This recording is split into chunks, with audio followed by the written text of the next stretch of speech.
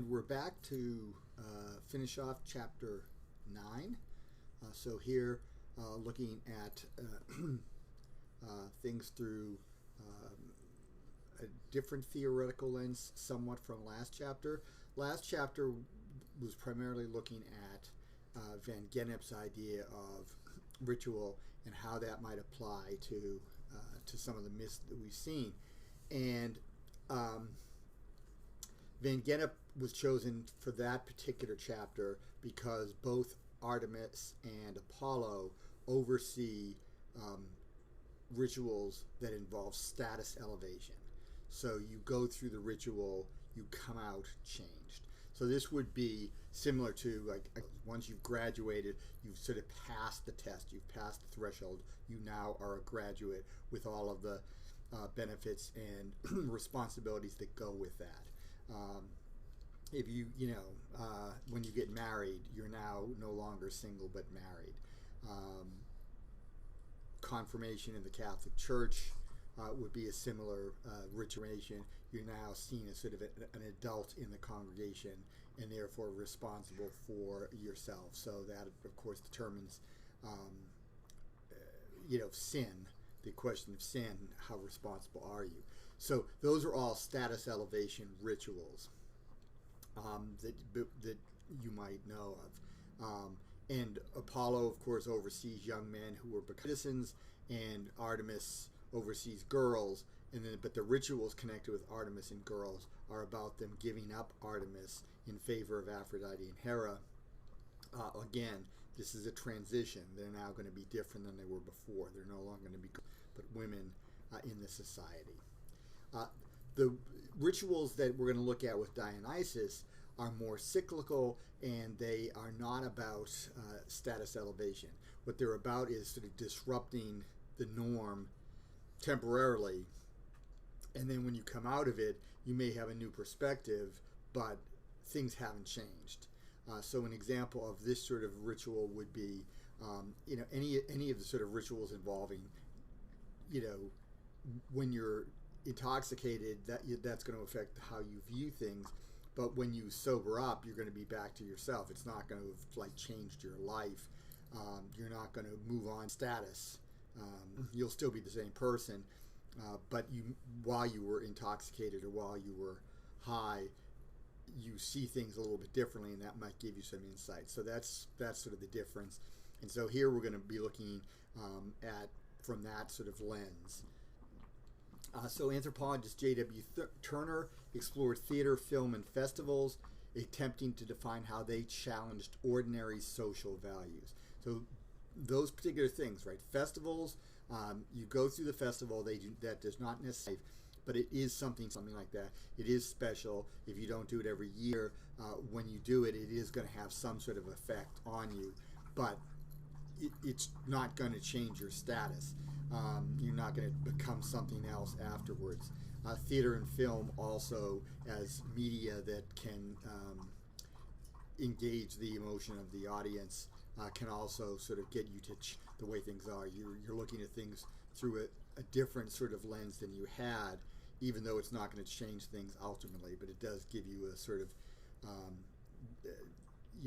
good things. He expanded Van Gennep's concept of liminality and rites of passage to include other rituals and performances. So Van Gennep was looking at rites of passage, where there is a status elevation. There's a change when you've completed the ritual. You're now different than you were before. And Turner was looking at performative genres, of course, which then apply to Dionysus, because theater is actually connected with Dionysus. And it was something more than just entertainment. It was entertainment, but it was also something more. Like in theater and these other performance arts, encourage audiences to question them, to question the deity. Dionysian rituals included theatrical elements, which when combined with wine leads to freedom, which causes dissatisfaction with the social world. At least it can lead you to question the norm. So one of the things that, for instance, in ritual, line. You might have a mix of men, women. You might also have slaves who also participate in that ritual. And during the time of the ritual, those women and slaves who are not viewed as equal to men might be viewed differently than they would be in the normal sober awake state. Red figure drinking cup, it's just a design, but the design is of eyes, so that this is the bottom of the cup. When you're drinking, as you move that up, those eyes are going to be looking into your eyes, so it's almost like you've got a mirror image here of yourself while you're drinking. So the comparison here is interesting because we look at the goddess Cybele, and Cybele in some ways might be connected to Gaia, but her worship is also very Dionysiac, emotional. It's charged up with alcohol, with drumming, with wild music, just like that of Dionysus. So we're going to be looking at Cybele and specifically at her follower, a man named Attis. So these associates the ecstatic worship of Cybele, the Great Mother, with the worship of Dionysus. In other words, the way that the worship of the Bacchae is characterized in the Bacchae is compared, to that of Cybele, because Dionysus also comes from the east, right? So there is an action. Cybele's companion, Attis. So in the worship in Greece, Attis was her companion. She's a Phrygian from Asia Minor, ancient Anatolia. She does not have such in the Greek version of the worship. She doesn't. It's a man named Attis who castrates himself. The Romans did have a temple to Cybele, which they dedicated in the third. They were in the middle of a war, and they were told by an oracle that if they needed to import the worship of the Great Mother, the Magna Mater, into Rome, and so they built this temple there. She was a city. The ecstatic worship that her priests were known for was not popular among the Romans. The Romans, for the most part, despite later Romans under some of the emperors like Nero, the Romans tended to be rather puritanical in their would get intoxicated, but they tended to be sort of a sober people. But more importantly, castration was seen as almost a criminal offense for the Romans. The Romans were really horrified by castration, and so though there was a temple to Cybele in Rome, and the priests of Cybele are all castrati, there was a law passed that no Roman could be because the Romans basically didn't want any person who called himself Roman to be a castratus. The worship was tolerated because there were eunuchs, right? So that these outside priests performed the ceremonies, and they're not Roman, so therefore what they do is what they do. So we're not going to worry about them so much. But we don't want Romans to be infected with that. We need to have the worship according to the oracle, but we're not going to get too tied to it because it's too weird and strange. And here we have a marble altar. This is a relief, a panel on the marble altar dedicated to Cybele and Attis, which is quite late, 295 CE. So this is very late in the. We have Cybele here she is Cybele because she's in this chariot pulled by lions, which are associated with Cybele, and also because we've got this clearly Eastern dressed character who is Attis, the guy leaning on the tree. So that's sort of in more sort of Greek garb, but he's dressed in this, what would be for the Romans and the Greeks, sort of weird Eastern garb. And that sort of marks him off. He even has the little Phrygian cap, that little Smurf hat that he has on the top of his head. And this apparently was, this altar was apparently dedicated by a man named Lucius Cornelius Scipio, a bull killing, which was one of the things you had to do in worshiping, and dedicated this. Now, he is a Roman. I don't know at this point, this is quite late, whether he also was a castratus. Roman law had forbidden it earlier, but Rome has changed quite a bit by the 3rd century CE or AD. So for this section is Catullus poem number 63. So we have over 100 poems by Catullus, and they're just known by their number. The poems that are done in the 60s, 61 through 68, those are all longer poems, and they're narrative story. And this is the poem 63 that deals with the figure of the story of Attis, a Greek youth who travels to the east to become an initiate and follower of Cybele. Catullus himself was a 1st century BCE Roman lyric poet. He lived at the same time as Julian and Marcus Tullius Cicero. If you happen to know anything about Roman history or ever took Latin, you would have certainly read some Caesar and read some Cicero, and maybe even read some Catullus, but they are all 1st century BCE. He was quite liberal in his views of love. In Ovid, who was very of love, his views of femininity, but he's still a Roman author. And the reason that's sort of important is what we have in the poem. In the first 10 lines or so, we have Attis arrives, Attis gets into the ritual, Attis castrates, and this is out. So that happens like very quickly right at the start of the poem. Like we really jump right into the story, the narrative, to the point where we are. It happens so quickly. And then he passes out, and then he slowly wakes up. And as he does, he's where he had been this great athlete, and he had been revered in Greece, and now he's castrated himself, and he can no longer be that strapping young man that he was, because he's something different now that he's castrated himself. So the poem is very striking. One is, I think it really captures that frenetic ritual, but it all, and I think that's showing like the Roman. There's something for a Roman that's very gross about a man who would castrate himself, or who would allow himself to be castrated. It's a striking poem and meaningful work in the Latin. So I'm glad it's in here. It's again shows that sense that we have I think in Euripides of the worship of Dionysus is great, but on the other hand, there's a negative side to large amount of alcohol consumption. I mean, that wildness can have a cost, and Attis does have a cost, and he does regret his action. To be honest, maps in here, I don't think it really presents us with anything, and there's not really any discussion of the map as such in the chapter. All right, on the reception of Dionysus, here we're looking at films that plays. They leave out a play that I'll mention that basically take up the Dionysiac idea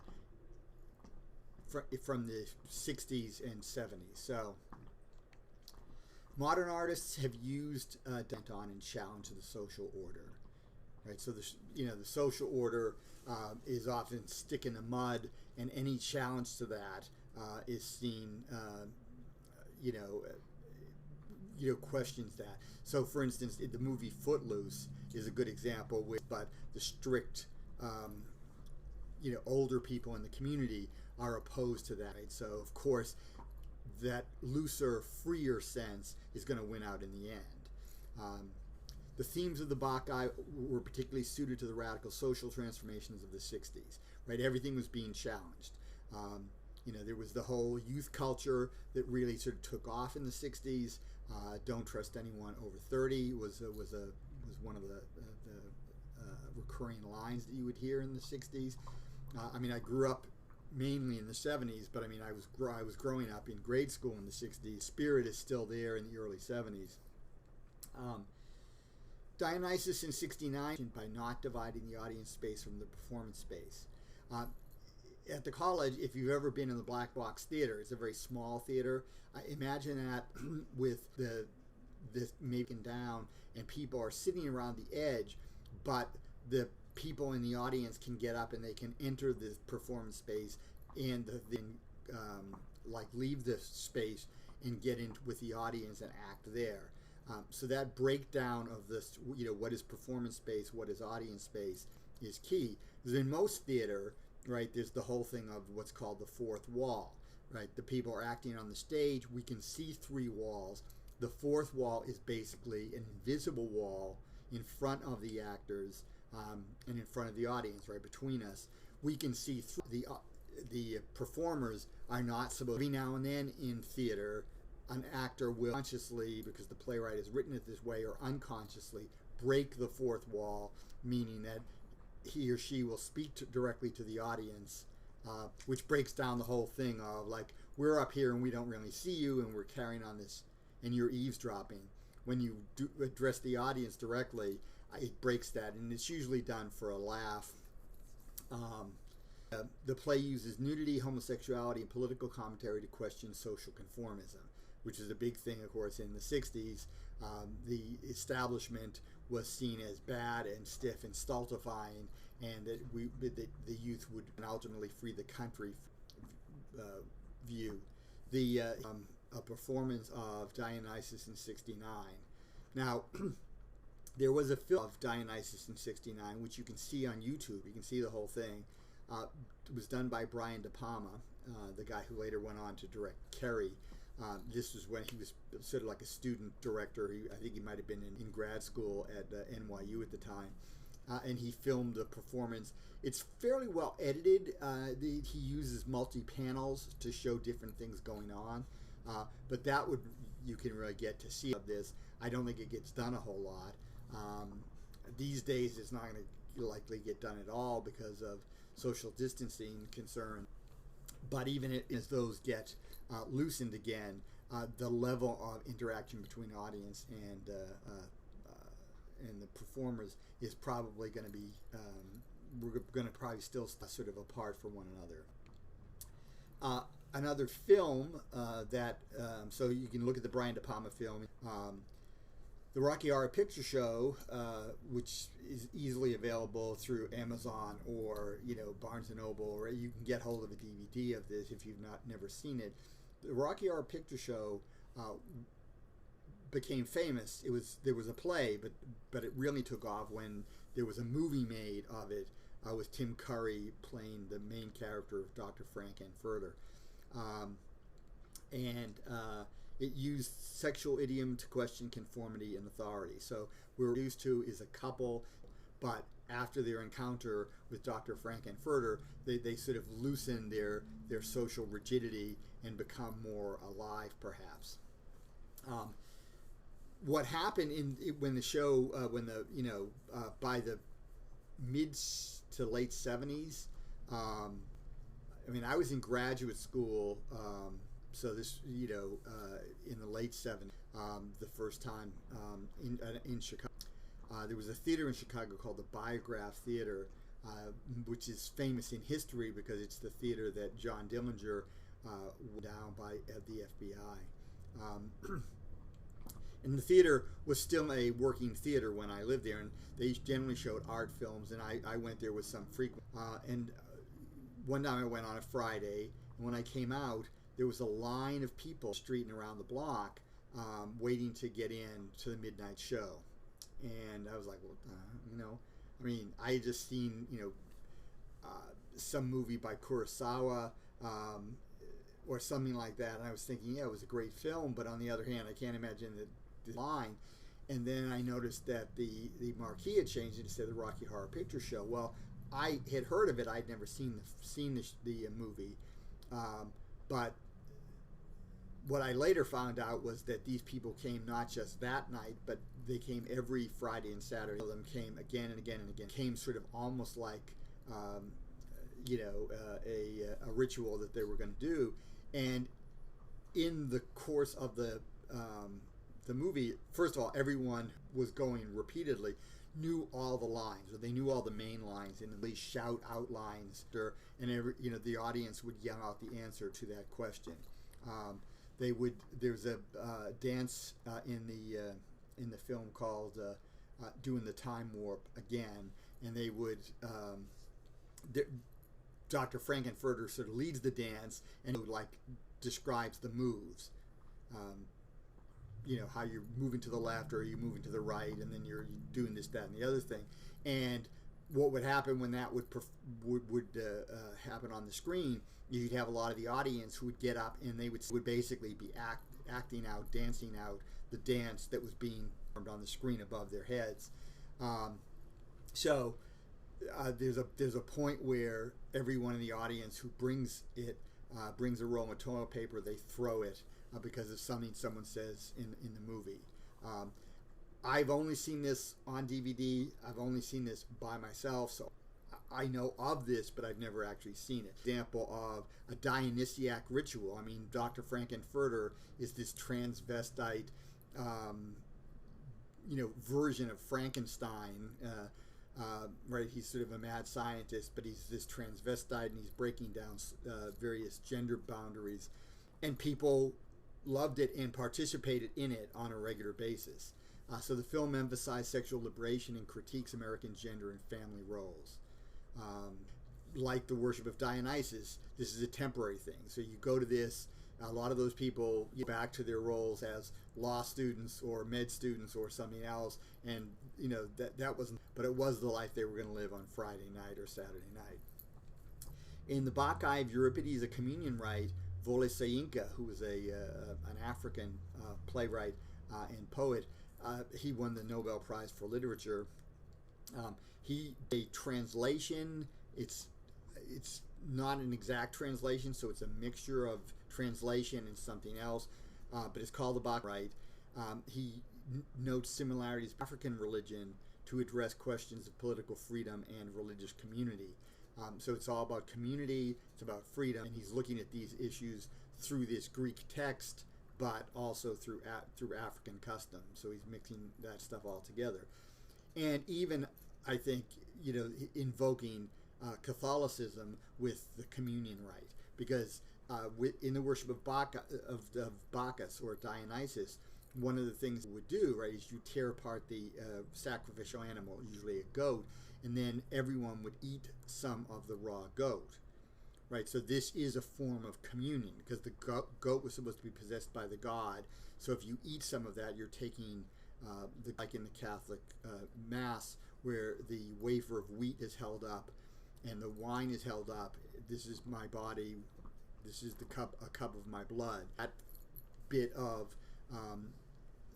the Roman Catholic rite, and transubstantiation supposedly happens. And it does become, in some mystical way, the body and blood of Christ. So when you ingest that, you are then ingesting God into you. Now, of course, it's a much more sanitized way of expressing that, right? You're not actually tearing apart an animal. At the end, performers drink the blood of the dead with wine.